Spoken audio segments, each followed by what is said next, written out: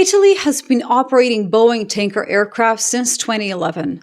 For 15 years, the Italian Air Force flew 4 Boeing KC-767A refueling tankers as the backbone of its entire aerial refueling capability. When the time came to select a replacement, Italy initially chose the Boeing KC-46 Pegasus, Boeing's next-generation tanker platform, in 2022. That selection has now been cancelled. On April 16th, Italy signed a €1.39 billion contract with Airbus for 6 A330 MRTT multi-role tanker transport aircraft instead. The contract was published through the EU's official TED public procurement portal on May 19th. After 15 years of flying Boeing tankers, Italy looked at what Boeing was offering next, looked at what Airbus was offering alongside it, and just switched. The decision, as the article that broke the story put it, says more than it seems.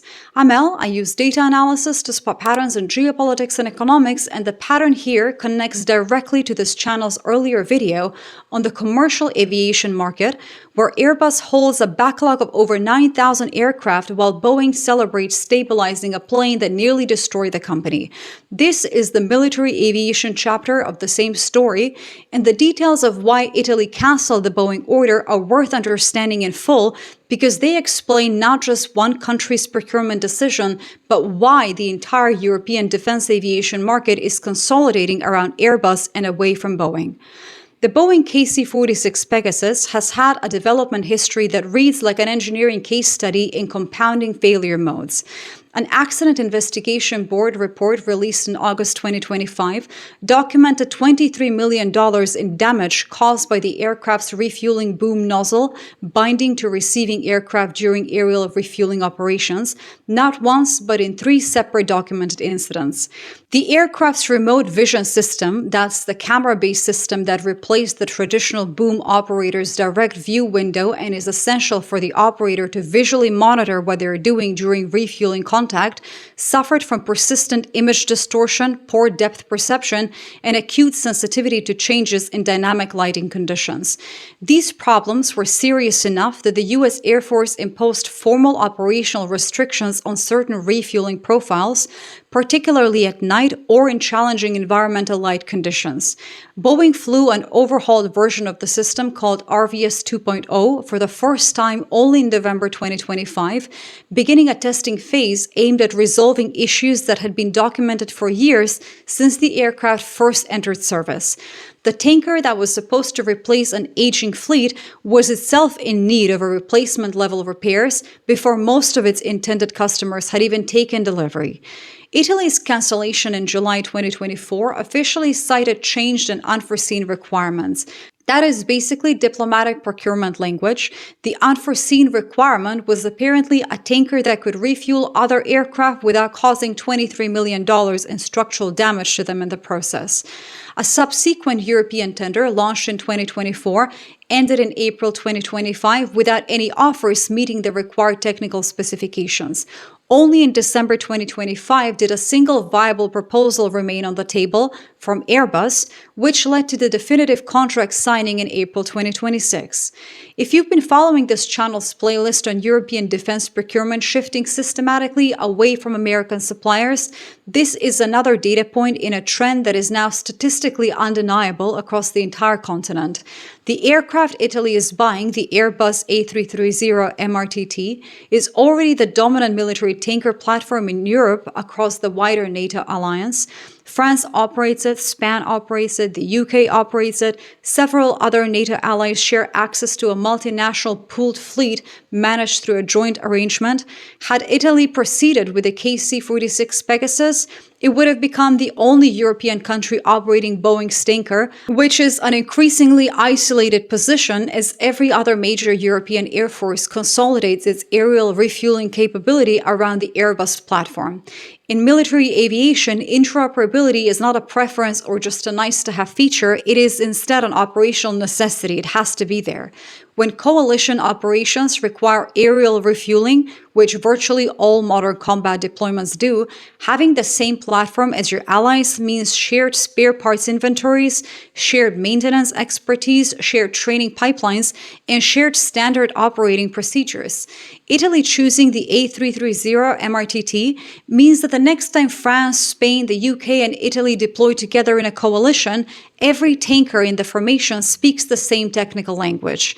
Had Italy chosen Boeing, it would have been the only aircraft in that formation running a completely different system, with a refueling boom that has a documented history of physically damaging the aircraft it is supposed to be supporting. If you try to understand how to spot structural shifts in defense markets before they become mainstream consensus, my book Awake the Practice of Critical Thinking in an Age of Soft Lies is available as an ebook and audiobook. Subscribers get 10% off, and you can grab the first chapter for free in the description links below.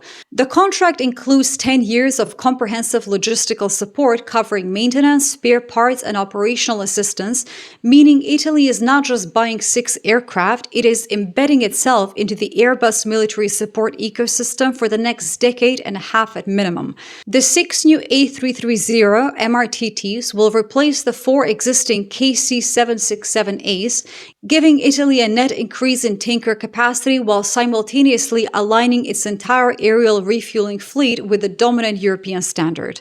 The timing is notable too. Italy signed this contract in the same month it invested in the GCAP 6th generation fighter program with the UK, and Japan received its first Italian-built F-35B from the Cameri assembly facility near Novara and signed onto NATO's upgraded spending pledges.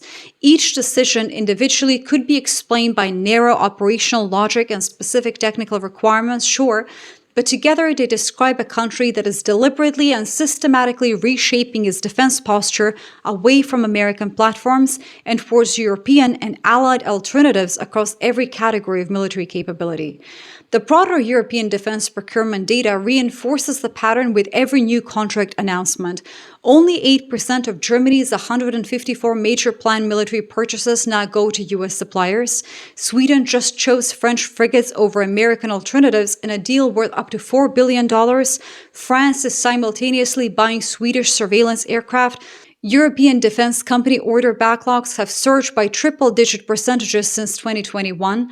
The EU requires 55% of all weapons purchases to come from European or Ukrainian manufacturers by 2030, and now Italy, which was one of Boeing's most loyal and longest-standing European military customers, has looked at Boeing's next offering, seen the damage reports and the vision systems failures and the operational restrictions and the fact that proceeding would make it the only European country flying the aircraft, and concluded that the future of its air force runs through Toulouse, not Seattle.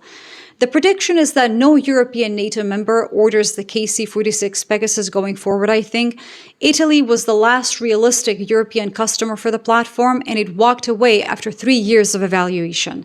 Boeing's military tanker program will probably remain a U.S. Air Force platform with select non-European buyers in Asia and the Middle East, but the European aerial refueling market now belongs entirely and irreversibly to Airbus. The A330 MRTT probably becomes the unchallenged standard for every European coalition operation for the next 3 decades, and Boeing, which is already losing the commercial aviation market to Airbus by a ratio of 10-1 in monthly new orders, now loses the European military tanker market as well.